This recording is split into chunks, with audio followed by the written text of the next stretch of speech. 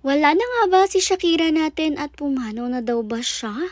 Marami ako nakikitang comment tungkol sa Shakira natin at isa ito sa mga comment na nakita ko. Bakit nga ba daw dun sa video na fiesta sa atin may isang cage daw na walang laman? Wala na daw ba at ano daw bang nangyayari kay Shakira? Yun nga ba yung cage niya? Alam ko nag-aalala kayo guys kasi hindi nga tayo nakakapag-update pero ito ang Shakira natin guys. Magaling na po siya at yung issue sa skin niya ox na rin kaya naman ito ready na nga siya para maligo. Yes po guys, gumana naman na yung mga gamot na binibigay natin sa kanya. Medyo mahirap lang talagang kalabanin yung sakit niya last time. Natakot lang rin talaga kayo kasi syempre nagkulang lang rin nga kami sa update sa inyo since na busy talaga si Mother sa gala trip to Mindoro. Pero syempre tuloy-tuloy pa rin naman ang pag-aalaga natin dito kay Shakira. Kaya naman ito magaling na siya. Yun nga lang guys, habang nililiguan siya tingnan nyo napatay talaga siya. Yes guys, as in pupo niya talaga yan. Habang kinukus-kus-kus siya, nagulat na lang si na Mother na biglang may pupo na po siya. Diyos ko, talagang gulat na gulat si na Mother ng time na yun kasi alam niyo ba, first time lang rin talaga namin na maka-experience ng gantong nililiguan na nagpupupo. Pero syempre, di rin naman niya gusto talagang magkalat ng ganyan. Yan na talaga yung naging response ng katawan niya.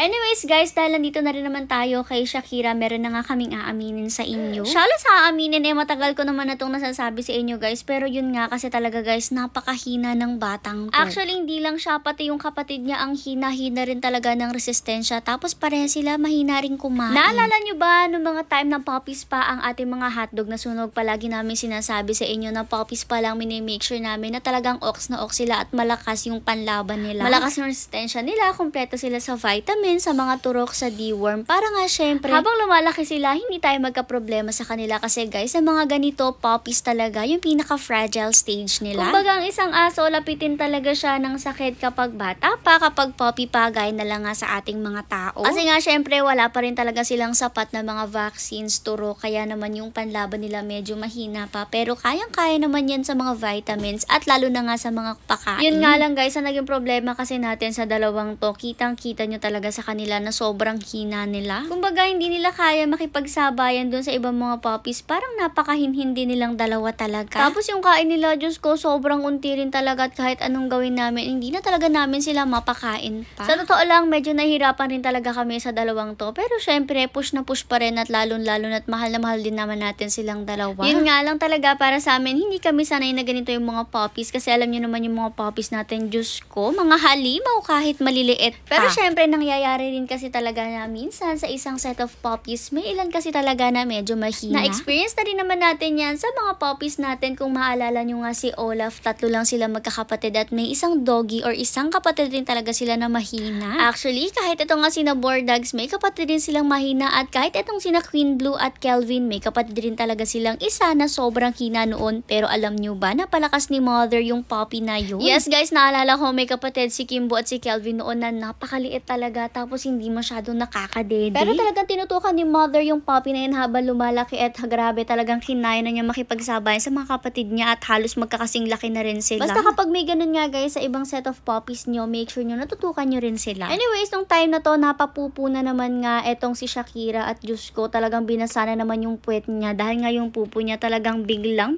bumaba, pati nga yung puwet niya nagkaroon na rin. O diba, ang hirap kasi hindi nga sila makatapos sa pagboblower at pagtutuyo sa kanya. Alam niyo yun, kapag iboblower siya, maya-maya babasahin ulit siya para nga hugasan yung puwet niya kasi nagkapupo. So, balik na naman sa pagboblower, talagang hindi na nakakatapos at hindi lang yun guys, kawawa rin talaga siya. Actually, yung blower nga, isa na lang yung ginagamit tapos as in pinakamahinang setting pa yan at hindi rin nga pala yan guys yung monster blower ha. Yan yung regular blower lang natin na mahina rin talaga tapos napakahinang setting pa kaya sin super hina na at hindi naman siya na-harm dyan at all. Actually guys, hindi ko rin talaga alam kung normal ba na ganito kapag natatakot ba yung aso kapag naliligo na papapupo ba talaga or sign to na may something nakakaiba sa kanya guys. Mag-comment kayo sa comment section and help us para malaman namin kung ano ba talaga yung nangyayari dito kay Shakira. Anyways, ayan, minake sure nga ni Mother na tuyong-tuyo rin siya kahit paulit-ulit talaga sila. Tapos ginagawa rin nga ni Mother dyan ay pinupunas-punasan rin nga pala niya ng tela para habang tinutuyo ng blower, natutuyo na rin gamit yung tela. Nung tuyong-tuyo naman na siya, ipinasok na rin agad siya dito sa loob ng masyon kasi kailangan na talaga niya ng pahinga. Natakot rin kasi talaga siya sa ligo at feel ko naman okay na siya. Sana hindi lang talaga siya ma-stress. Bigla rin nga siyang nagkulit-kulit na nung makarating dito sa cage niya. O diba kahit papano nag-hyper rin naman ang bata. Pero ganyan nga kasi talaga most of our pack members, basta maliguan talagang sobrang naglilikot after maligo. Parang nag-release sila ng stress mula sa pagligo nila. Anyways, ito na nga okay na okay ang Shakira natin guys at wag na kayong mag-alala.